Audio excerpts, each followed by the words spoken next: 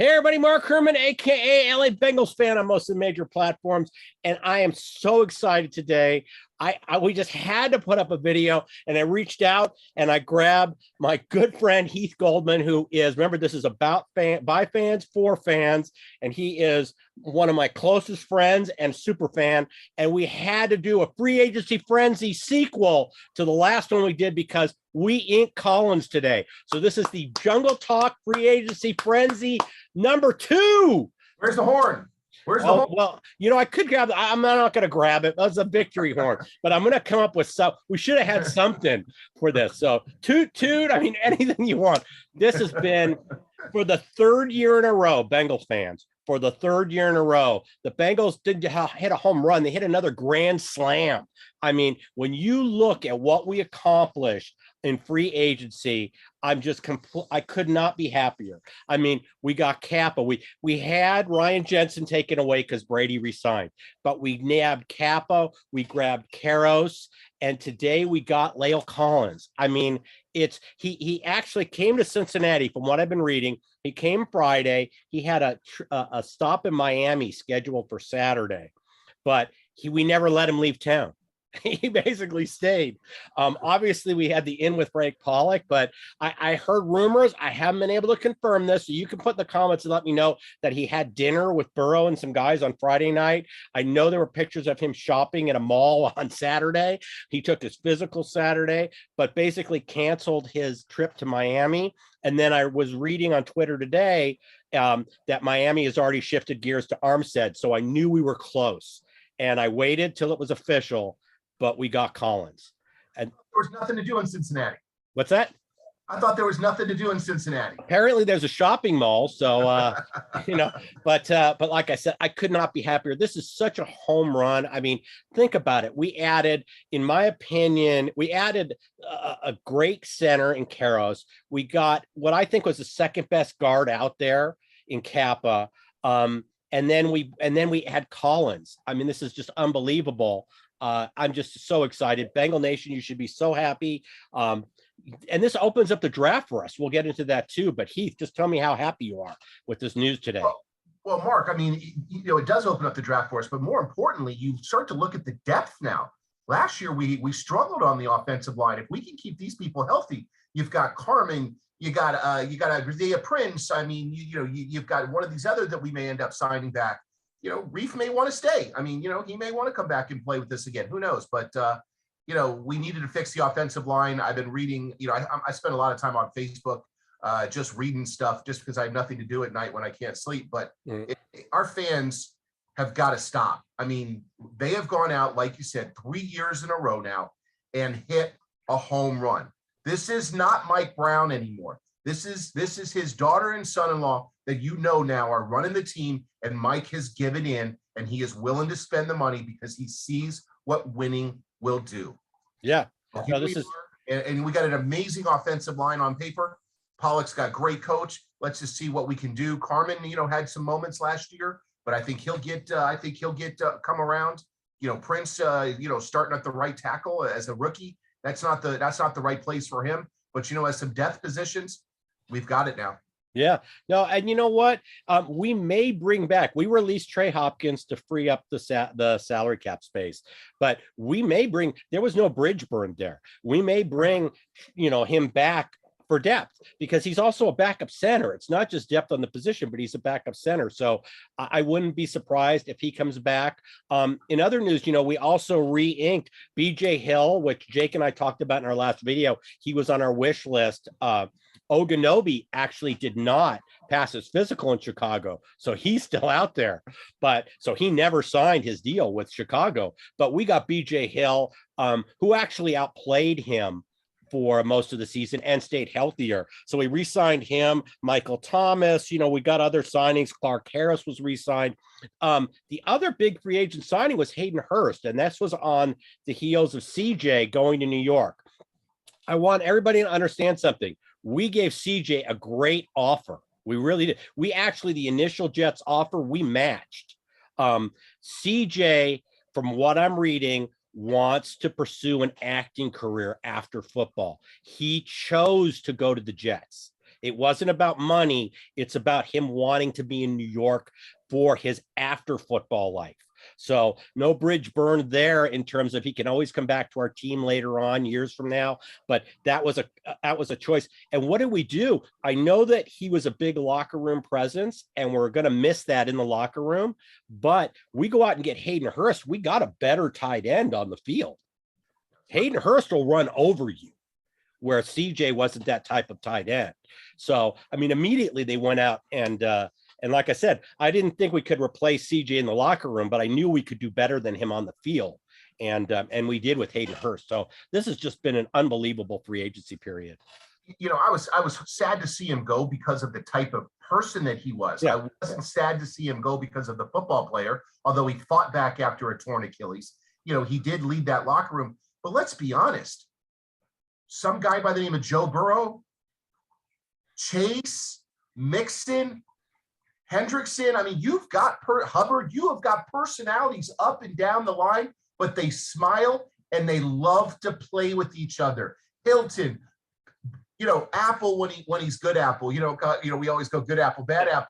And then you've got Von Bell. I mean, you've got more personalities in this locker room than you needed. You needed football players who were going to show up and play and get us back to a Super Bowl. And that's what we've done in free agency. Yeah, and thanks for mentioning Apple, because I forgot we re-signed him also on a one-year deal. But these are all the money we spent was so wise when you look at what we spent. We didn't break the bank over anybody, and we really got quality players. And the ones that we got for multiple years, we like Collins. I mean, we literally have our line set now through 2024 because we just got Collins on a 3-year deal. So this you look at what the Browns gave up for Deshaun Watson. I mean, you know, you look what the Broncos gave up for Russell Wilson. I mean, and then you got to pay these guys 40, 45, 50, $55 million too, on top of the draft picks that you did. That's how you ruin a franchise. And, you know, I don't mind saying this, but you look at the Steelers and they did something similar. And now look that they're fighting to try to be, you know, even competitive in the AFC North with us. Yeah, well, we're going to find out exactly what they think of Trubisky when we get to the draft. Because if the Steelers draft a first or second round quarterback, that means Trubisky is just a bridge quarterback for the next 2 years. Placeholder. But if they don't go quarterback, then maybe they do believe. We'll get an idea of that. And I also read that Baker Mayfield, you know, they had talked about him not being an adult and being immature and all that. Baker Mayfield's behavior after the Browns were supposedly out of it was why the Browns returned and upped the ante on money and draft picks. It's because they realized that they had spoiled the relationship, that Baker was going to hold out. He wasn't going to come back. And they realized that was an issue. So that's when they went back in and got Deshaun Watson. Interesting structure on Deshaun Watson's contract. He only has a $1 million salary for next year. So of that huge number, I don't remember what it was. You can put it in the comments, 240 or whatever it was.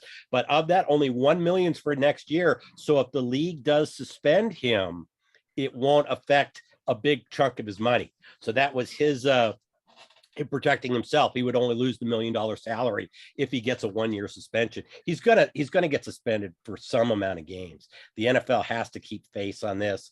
Just because you're not going to be charged criminally doesn't mean that they not going to come down on him for all the civil cases.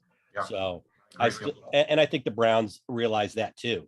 So they were picking him up with the idea, but now they at least jump back in the AFC North talk, you know, with quarterbacks. We got Lamar, we got Watson, and you know, and obviously Burrow, and then the Steelers are just kind of there.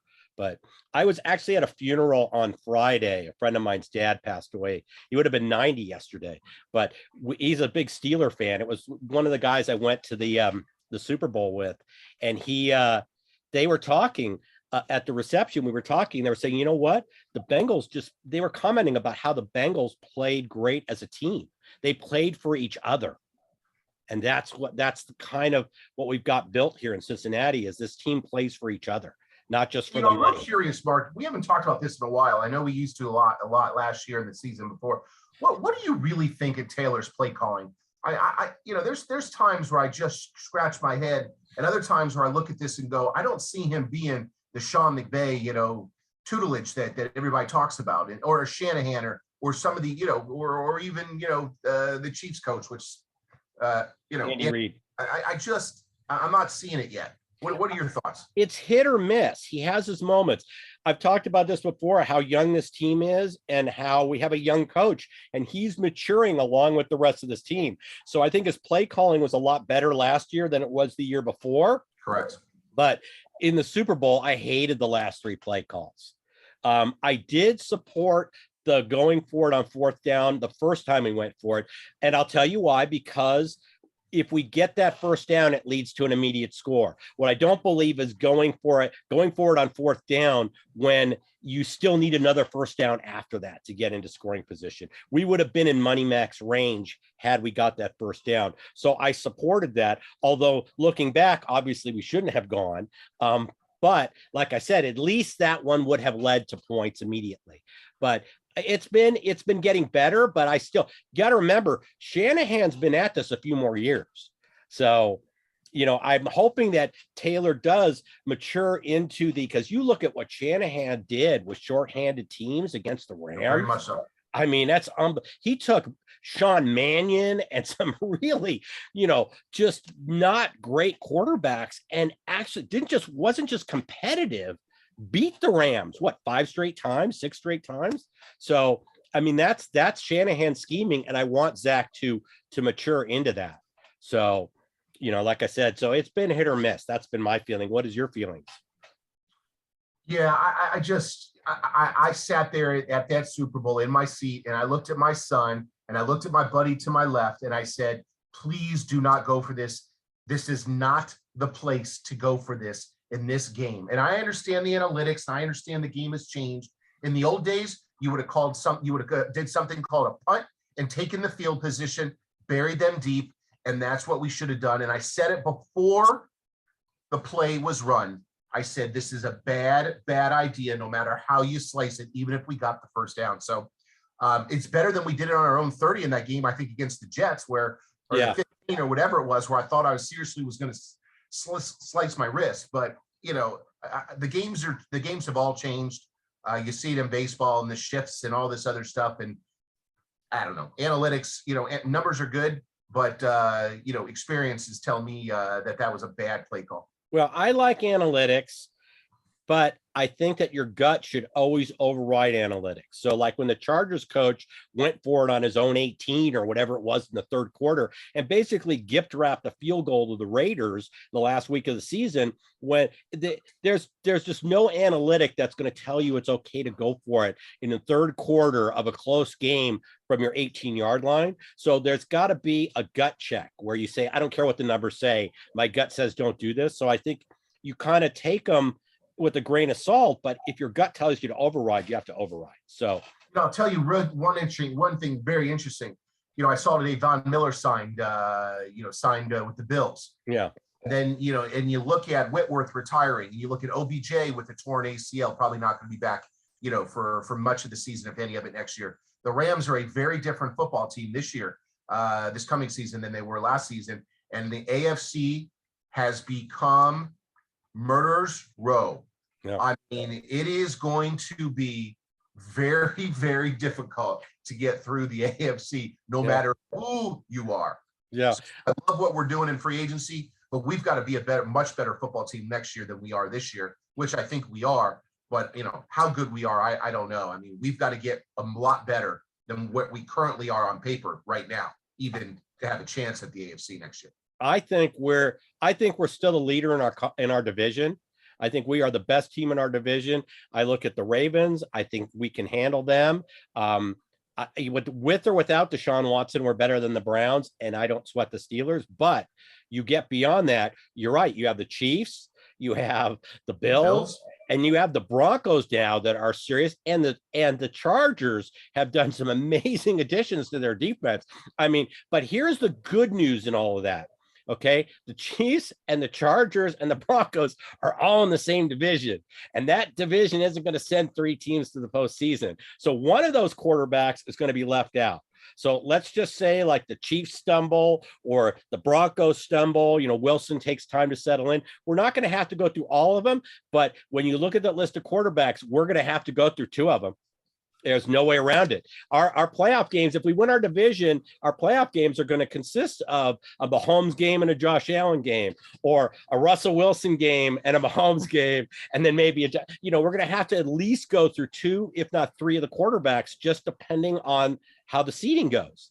So I said when we did our playoff preview last year or during the postseason, I said it was a real gift getting Tennessee because we were going to face either Josh Allen or Mahomes, not both.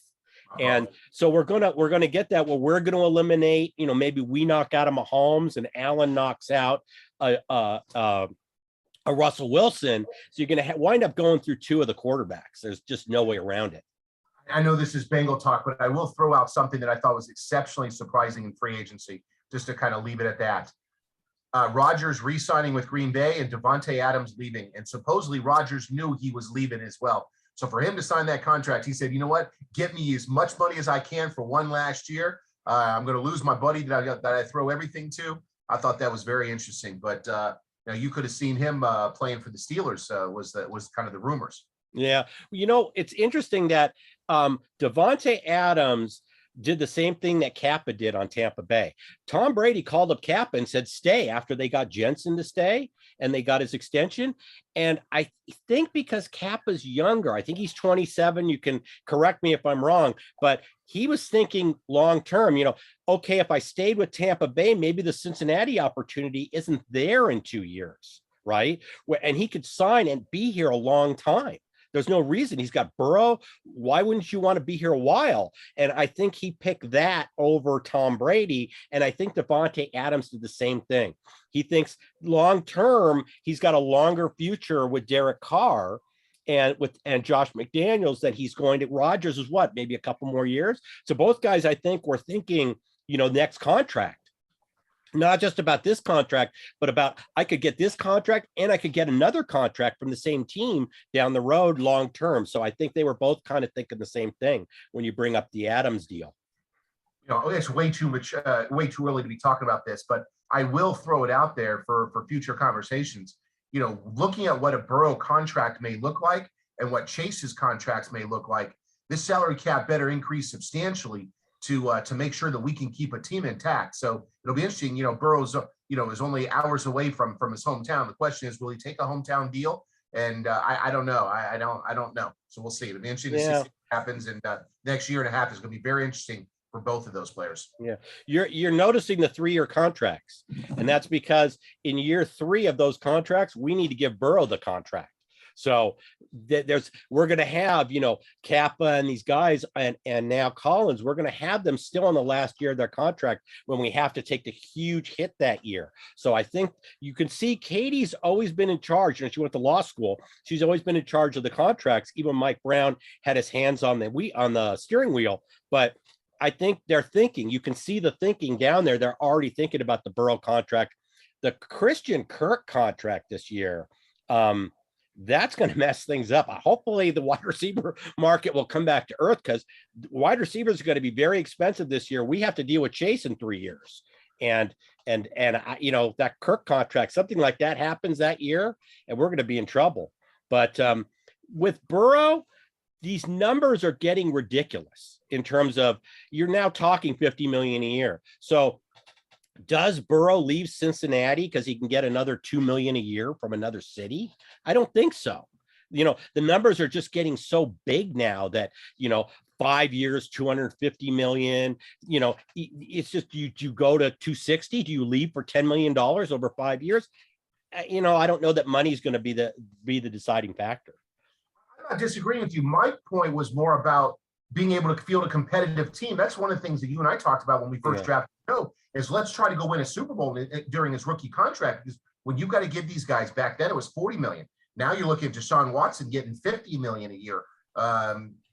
It's silly money. And I'm not trying to withhold that money from the players. They deserve what the market will bear and what the owners are willing. But I'm saying from a standpoint of trying to build a competitive roster, it's silly money when you're given, when you're given the quarterback, although the most important position on the field. I get it.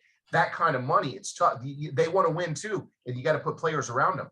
Yeah, we're gonna need to do what Kansas City did. We're gonna need to rip up Burrow's contract after year 4, not go into the 5th-year option and just redo it at that point, and pay the player as soon as we can possibly pay him, so he knows that that's what we're doing. Because we could literally keep him on the 5th-year option and then franchise him and get him 2 more years, but he's not going to be happy. What I want, we'll learn a lot about Burrow down the road when the time comes. I'm hoping he takes a lead from what he sees from Brady. Do you know what Brady's salary is for this year? I'm going to guess 10 to 15. 25, which is a bargain. Half. I mean, literally, think about it. Tom Brady could have said, hey, I want 50 million if I'm coming back.